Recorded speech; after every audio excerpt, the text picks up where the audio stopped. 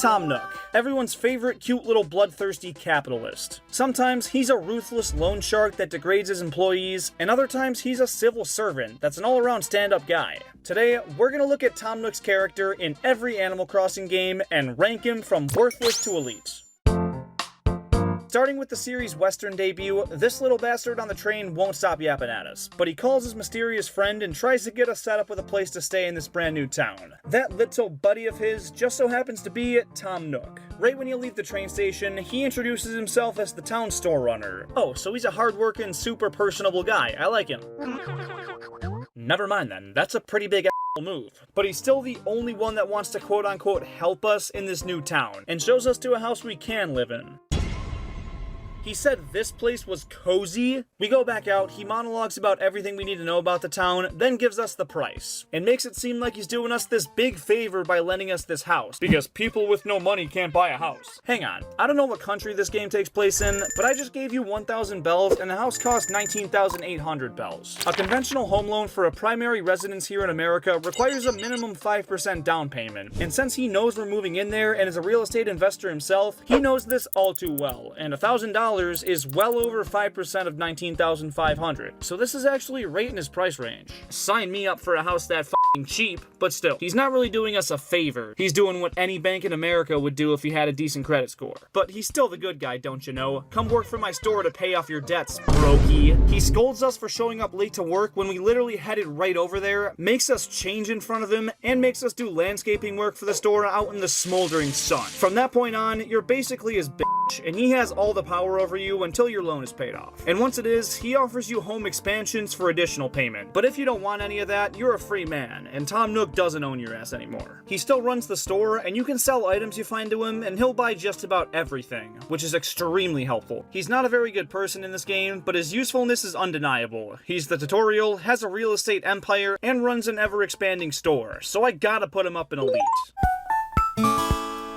This game gives Tom Nook way more backstory than we ever needed, in an attempt to humanize this rather cold character. It's not a story-driven game, and there's no cutscenes or anything to actually show us, but Sable tells us these stories of her youth, and a lot of them involve Tom Nook. Apparently, they were really close when they were younger, and they kinda grew up together. But when they got older, Tom Nook moved to the city to pursue his dreams, and failed catastrophically. He was wronged by a bad business partner, and lost pretty much everything. A once lively, naive, and ambitious young raccoon was hardened by the harsh realities of a corporate city life. So he moved back to his hometown, tail between his legs, and felt like a complete failure, and it took a long time for him to crawl out of this depression. But as we can see by his role in this game, he very much did, and is now a successful businessman who took two smaller Tanukis under his wing as apprentices to help them avoid the failures he endured in his life. This game really makes you understand this character, and it makes him a lot easier to root for. This is Tom Nook's most sympathetic role. It's just too bad you only see it through these super obscure dialogues with Sable. But still, he's just as important as he was last time, and with all the added lore, he's going right back up there in elite.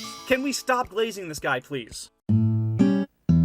This game has a bigger focus on city life than the previous games, and given all his traumas laid out in the last game, that's not something Tom Nook wants to take much part in. So despite the huge focus on this main street and city-like area, Tom Nook's store remains in the rural part of town, staying true to his established character, but also making him feel a lot more disconnected from everything else that's going on in the game. He still runs his shop and hires us as an employee, but not being involved in the main gimmick of the game makes me have to lower him to just kinda important.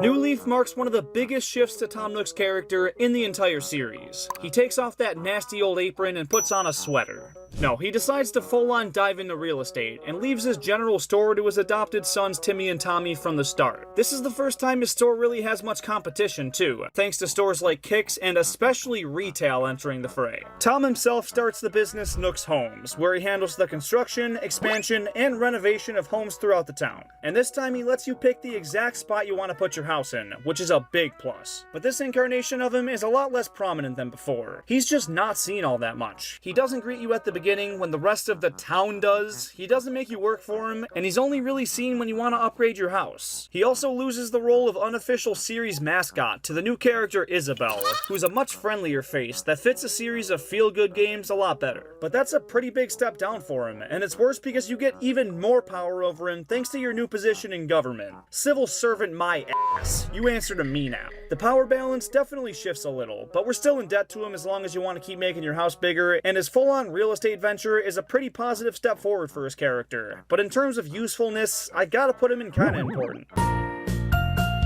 In the first of the Animal Crossing spin-offs, they fully flesh out Tom Nook's venture into real estate and build a whole game around it. He runs Nook's homes once again, but apparently it's expanding like crazy, because now he's got this big team helping him and also focuses on interior design to make all the villagers' dream homes a reality. He's mostly hands-off though. He greets you at the beginning and plays a decent-sized role periodically, but as a member of the team, you're mostly working with Lottie, Digby, and Lyle. Tom Nook is up in the office doing paperwork and looking for clients, which makes his role a vital one, especially because we're still technically his employee, but it doesn't feel like it did in those first couple games. Maybe that's just because he's a little more mellowed out and friendly, and less of an intimidating, kinda rude character, but I don't know. He's more successful than we've ever really seen him, even if he's less involved directly with the player. So I'm still gonna give him an elite. This disgusting game does feature Tom Nook's first ever playable role, and that's normally a really good thing for these rankings, but when gameplay involves walking around a board and rolling a die, I just can't give him that much credit. He's about as involved as he could be in a crappy party game, but being built around the use of amiibo, and his not being bundled with the game like Isabelle and Digby's, makes him basically a DLC character. And even with the amiibo, this is the least integral he's been to any Animal Crossing game to date. Worthless.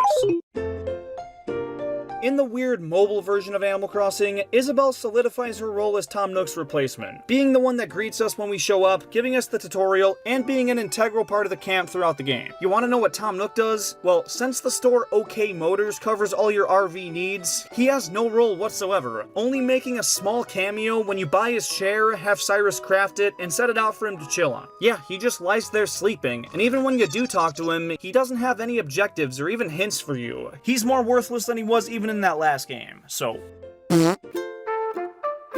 Animal Crossing New Horizons finally shows us why Tom Nook had his little hiatus there. He was working on all of this, the Deserted Island Getaway Package. Nook Inc. has grown tremendously since we've last seen it. They've got their own phones, his own frickin' airline with a Nook Miles system, and these new island vacation packages. This dude's getting into every industry, and it's booming for him. The kids run the general store, and he's the head of island management and development, basically second in command behind the player, which is a big step up from his role in New Leaf. The only real downside is that with this new crafting system, the player's less reliant on his shop for essential products and tools. So he's definitely losing some profits there, but I don't care. This dude's expanding his empire like a madman, and has a more prominent role than Isabelle again, so I have no problem giving him one final elite tier. And there you have it. Real quick, if you take your Nintendo Switch on the go a lot and wish it was easier to lug around, you gotta ditch that clunky old dock. It's bulky, flimsy, and really doesn't have a good reason to be. And Accelerate Gaming's portable dock is the solution you've been waiting for. It cuts the unnecessary plastic of Nintendo's and gives you a sleek, durable, and very portable alternative. And it's only 20 bucks, so if you want to enhance your Switch setup and support this channel, go grab one now and use code JeremyK to get an additional 10% off your order. There's a very limited amount of uses on that, so redeem it while you can.